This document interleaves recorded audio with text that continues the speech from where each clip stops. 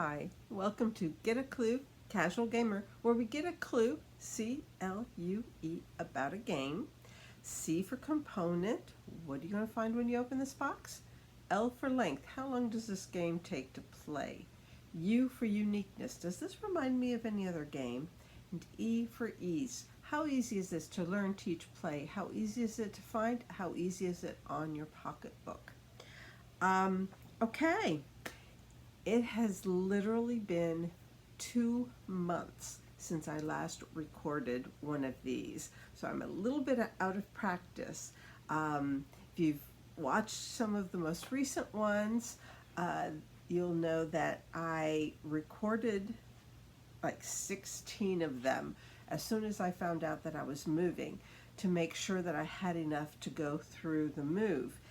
And this last Thursday, I should have had one new one come out, but with the move and learning all the new ins and out at work, everything, I am just absolutely tired at the end of each day. And so I promised myself I would wait until Sunday when it's quieter and hoping to record. So I'm recording this on Sunday to show up on Monday tomorrow, and since I haven't done any recently, I decided that the first game I'm going to do, now that we're back, or at least I'm back, you've never left, is a game that came out basically this summer. This is what is it, the 10th of July, something like that? Yep, the 10th of July. And I got this pretty quickly because I had it on my wish list for so long, or at least the it's a reskin kind of rethink of a game that's been on my wish list for 2 years now, but it's impossible to get because basically it was sold in Japan only. It was called Let's Get a Bus Route, but the Western world version is called Get on Board, New York and London. And basically you're making a bus route, but not in Japan. You're making it in either New York or London, depending on how many players are playing. So let's get a clue about Get on Board, New York and London. Okay. C for components. What are we going to find inside this box? Okay, I'm going to start off with the rule book. Okay, you have the rule book, and I'm going to open it up so that I try and call these components the right name. Easy. Each player will get one of these. So there's a pad of these papers, and they seem to be double-sided, so that's conserving paper. That's good, even though I tend to take them and laminate them and use them laminated. But you get a pad of these. You get the board itself, which opens up.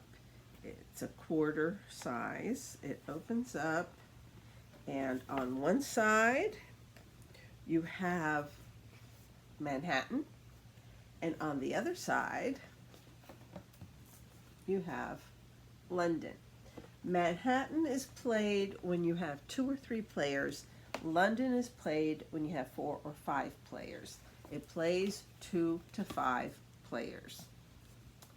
You will, because there's 5 players, there are 5 colors, and everyone will get a bag of these little things that kind of remind me a little of, yeah, I'll tell you when we get to uniqueness. Remind me. Anyway, you get those, and then you get these little stoplights, really, which is the starting point for your group, your line, your bus line, which is what you're going to be using. And this is basically the starter mark token, and it goes to the oldest person. And you'll get 5 little mini pencils, and you will get 12 bus tickets, and apparently and they're like, they have a little like punched holes, like old bus tickets. And apparently the day of these tickets is March 18th, 1973. So that's the date that this game is happening. Okay. You get 12 of those. And then you get 6 each of, let me find the personal objective cards. There's, sorry, or no, these are 5, sorry. 5 personal objective cards for London and 5 for New York. So it depends on which game you're playing, whether it's New York or London. And then the last cards are called, these are the common objective. Okay, these are the 6 common objective. I knew I had 6 cards of some sort, and that's what these are. And basically they're saying who and how many people you should be picking up, or what places you should be visiting for your personal objective or common objective or whatever. The game is new and I have not played it yet because I have moved and I don't know anyone yet to play with. So I'm just going by all the reviews I've watched. The fact that Let's Make a Bus Route has been on my wish list for almost 2 years, and when I found out about 6 months ago that Get On Board was the re-implementation of it, but with New York and London, I was like, on my wish list right now, Get On Board. And so I was able to take off get a bus route and put on Get On Board, knowing that it was going to be available. So basically that is it. Those are the components that are in this box. Now, length of play. Manufacturer says 30 minutes. I'm going to say, especially the first few times you play it, it'll probably take more like 45, trying to make decisions and everything, or it might take you 30 until you realize that you weren't strategizing very well, and so the next time you play it, you spend a little bit more time strategizing. But let's say 30 to 45 minutes. It's not a heavy, long game. It's, reasonable length, and we get to unique. How unique is this game? Okay. It kind of reminds me, little aspects of it remind me of like other hobby games, entry hobby games, like Ticket to Ride.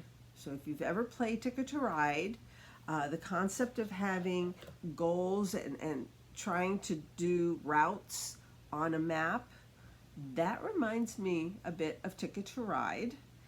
And the other one it reminds me of, these little pieces remind me of Catan, because you get the little road pieces in the game Catan, but you place them kind of like Ticket to Ride, the little trains on Ticket to Ride on the map.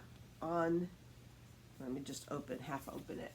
You would put them here, linking different blocks together. So it does not remind me of any mass market game, but it does remind me a little bit about of Ticket to Ride and Catan kind of meshed together. And so, yeah.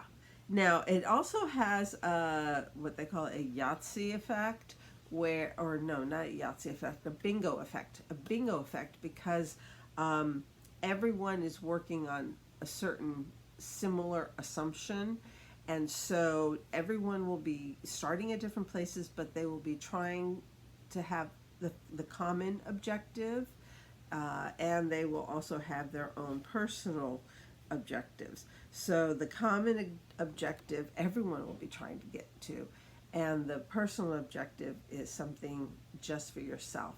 So it's unique, and yet it uses mechanisms that are found in many other games, especially hobby games. It might be a good introductory level. Let's go to E for ease. How easy is it to learn, teach, play? How easy is it to find? How easy is it on your pocketbook? Because it has similarities to other hobby games, this might be a good game to kind of learn those mechanisms. It's definitely a casual level, and probably in the light medium level of complexity. It's not light like Uno, but it's also not as complex as what Pinochle or something like that. It's on the lighter side, yet there is some strategy to learn and to create for yourself. Also, the rule book it's very colorful, and it really takes you step by step. I mean, it takes up a lot of pages because it really takes you step by step and gives you things to notice, like green lights and detours and traffic jams. It talks about the different shapes of routes, which I have not seen. Oh, you choose the one you want, depending. Okay, the bus tickets tell you. I'm sorry. It's like I say, I have not played the game, but I have watched it played. I have watched it reviewed. I have watched so many videos on it because it's been on my wish list. And, well, it got on my wish list because I started watching them. But yes, I mean, depending on which of these comes up, let's say number 4 comes up. Everyone is going to look at their chart and look under number 4. Ticket number 4 has that shape, one straight line. That's it. So they take one of their little sticks and adds it to their line.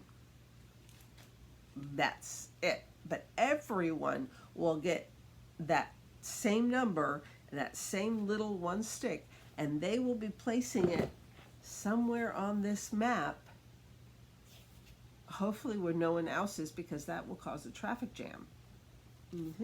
Okay, so it really isn't. It's known as kind of like a bingo game. So everyone will be. There's no downtime really. Everyone is working at the same time, which shortens a game. But again, this rule book is very beautiful and very detailed, yet not overly heavy game. It's a light medium game, and easy. It's relatively easy to learn, teach, play. To learn, you can watch videos and then look at the rule book. You can just go to the rule book. You can just look at the videos, one way or the other. It's really not a hard game to learn.